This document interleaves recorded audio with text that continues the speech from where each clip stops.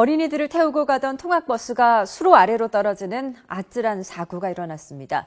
4, 5살 어린이 등 14명이 다쳤는데요. 다행히도 안전띠를 단단히 매서 크게 다친 아이들은 없었습니다. 뒤로 밀리던 차량은 그대로 옆에 있던 수로로 굴러떨어졌습니다. 이 사고로 버스 운전자 58살 김모 씨가 허리를 심하게 다쳐 병원으로 옮겨져 치료받고 있습니다.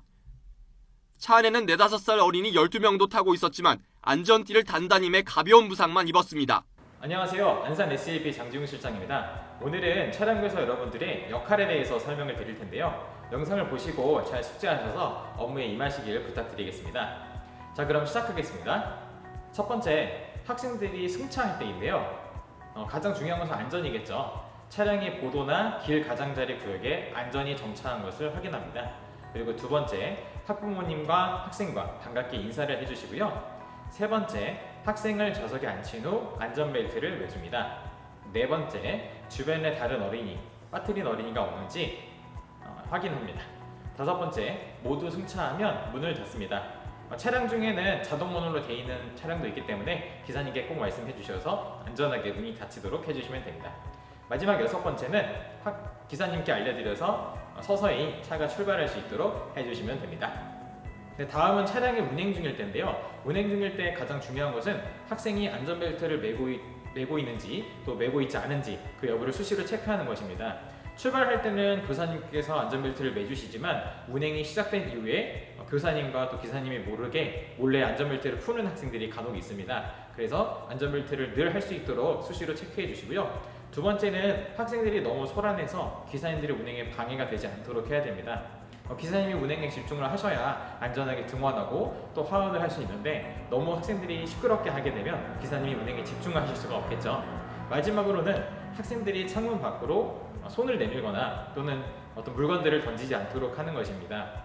그렇게 되면 다른 차량에 피해가 될 수도 있고 큰 사고로 이어질 수도 있기 때문에 학생들이 창문 밖으로 손을 내밀거나 또 어떤 물건들을 던지지 않도록 꼭 주시해 주시고 지켜주시면 감사하겠습니다. 네, 마지막으로 학생들이 차에서 하차를 할 때인데요. 원에 도착해서 하차하거나 또는 자신의 집에 도착했을 때 하차를 하게 되는데 그때 순서는 이렇습니다. 먼저 차량이 보도나 길 가장자리 구역에 안전히 정차한 것을 확인해 주시고요. 두 번째, 학생들의 안전띠를 풀어줍니다. 세 번째, 오토바이 또는 자전거가 오지 않는지 뒤쪽을 반드시 살펴주신 후에 먼저 하차합니다. 네 번째는 학생들을 한 명씩 뛰지 않도록 차례대로 하차시켜 주시고요. 다섯 번째, 차 문을 닫고 자동문일 경우에는 기사님이 닫으시겠죠. 운전자, 저희 기사님께 알려서 차량이 출발할 수 있도록 합니다. 가장 중요한 것은 학생들을 모두 하차시켰는지 다시 한번 꼭 직접 확인하는 것입니다. 간혹 학생들이 명수를 잘못 세거나 또는 얼굴을 잘못 파악해서 모든 학생들이 내렸는 줄 알고 차량에 출발하거나 또는 시동을 끄고 기사님과 안전교사님도 내리시는 경우가 있습니다. 이런 경우에 큰 안전사고로 발생할 수 있기 때문에 학생들이 마지막 학생까지 모두 내렸는지 꼭 확인을 해주시고 출발 또는 시동을 끌 수 있도록 해주시면 감사하겠습니다. 화창한 아침, 선생님이 통학버스 안을 살펴보고 계시네요. 선생님, 뭐 하세요? 아, 우리 아이들의 안전을 위해 필요한 것들을 살펴보고 있어요.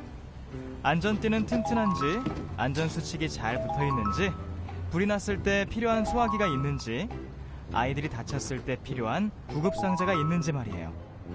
구급상자 안에 있는 약의 유효기간도 확인해 보아야 해요. 모두 잘 준비되어 있네요. 이제 친구들을 태우러 갈 시간이에요.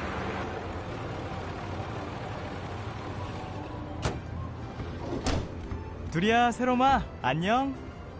안녕하세요. 엄마 다녀올게요. 잘 갔다 오렴. 선생님이 세롬이가 안전하게 통학버스에 탈 수 있게 도와주고 계세요. 두리가 혼자서 버스에 올라가네요. 휴. 두리야, 차에 탈 때는 선생님 손을 잡고 조심조심 올라가야 위험하지 않단다. 네, 선생님. 기사님, 차 뒤에 아무도 없나요? 확인해 볼게요. 네, 아무도 없네요. 출발하겠습니다.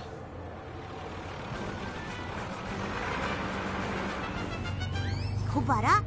새로 산 장난감이야. 나도 보여줘. 안 돼, 내 거야. 한 번만. 얘들아, 얼른 자리에 앉으렴. 네, 선생님. 차가 움직일 때 안전벨트를 하지 않으면 정말 위험하단다. 이제 어린이집에 거의 다 도착했어요. 차가 멈추기 전에 자리에서 일어나면 어떻게 될까? 위험해요. 맞아. 그럼 차가 멈추기를 기다려요를 부르면서 차가 멈추기를 기다리자. 네. 자동차가 움직일 때 벌떡 일어나면 안 돼. 모두 앉아서 기다리자. 하나, 둘, 셋. 멈췄다.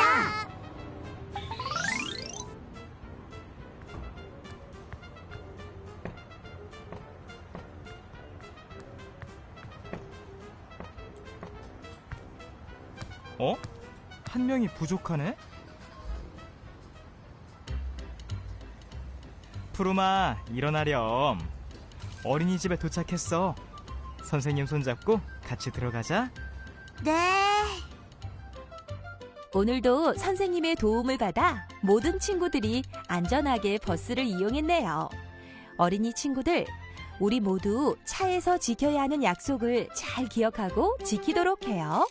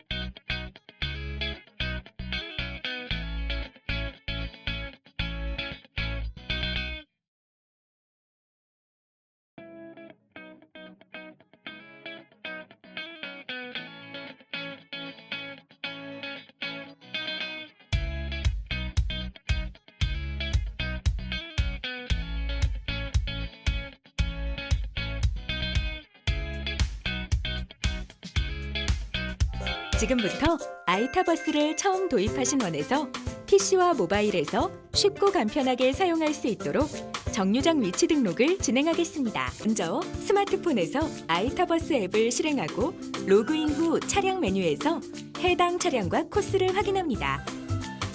아이타버스 프로그램 설치 가이드 두 번째 영상을 통해 이미 우리 원의 차량 코스 정보 입력이 완료되었기 때문에 정류장의 입력 정보를 확인할 수 있습니다.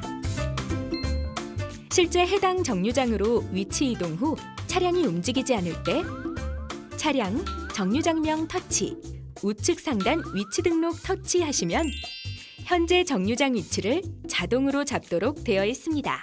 계속해서 다음 정류장으로 이동 후 위치 등록을 모두 진행해 주시면 됩니다. 이 위치 등록은 원장님 및 등록된 모든 선생님이 등록, 변경 가능합니다. 정확한 차량 알림 메시지 전달과 안전한 통학을 위해 위치 정보는 스마트폰으로 정확하게 입력해 주세요. 차량 운행 시 선생님 휴대폰으로 소비되는 데이터 용량은 30분 운행 기준 하루 2회, 한 달간 아이타버스 사용 시 약 2.5MB 정도로 이는 스마트폰으로 사진 한 장을 다운로드하는 용량입니다. 아주 적은 용량의 데이터를 사용하므로 걱정하실 필요가 없습니다. 전남 여수시 미평동에 있는 어린이집이었는데요. 2살 어린이가 통학 차량에 깔렸다는 신고를 받고 119 구급대가 곧바로 출동했습니다. 119는 현장에 도착해서 피해 어린이를 병원으로 옮겼지만 숨지고 말았습니다. 어린이집 CCTV에는 사고를 당한 어린이가 뒤로 움직이는 노란색 통학 차량에 튀는 장면이 고스란히 찍혔습니다. 경찰은 운전자 56살 송모 씨가 원생들을 내준 뒤에 차량 뒤편에 있던 어린이를 미처 발견하지 못해 사고를 낸 것으로 보고 있습니다. 보통은 교사들이 나와서 어린이들을 안내했는데 오늘은 통학 차량에서 내린 뒤에 차량 뒤로 가는 피해 어린이를 미처 확인하지 못한 것으로 알려지고 있습니다.